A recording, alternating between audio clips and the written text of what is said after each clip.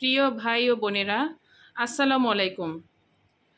আপনারা জানেন যে বৈষম্য বিরোধী ছাত্র আন্দোলনে অগণিত শহীদের বিনিময়ে আমরা বিশাল এক বিজয় অর্জন করেছি। এ বিজয় মহান আল্লাহর নেয়ামত। এখন আমাদের দায়িত্ব ও কর্তব্য হলো যার যার অবস্থান থেকে সকল প্রকার অরাজকতা রুখে দেওয়ার মাধ্যমে আল্লাহর নেয়ামতের শুকরিয়া আদায় করা। আসুন সকলে মিলে হিন্দু ভাই বোন ও পরিস্থিতির শিকার পুলিশ ভাইদেরকে রক্ষা করি।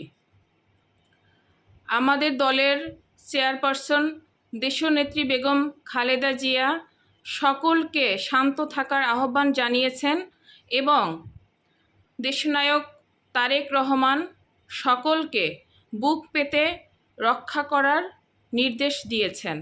সকলকে ধন্যবাদ।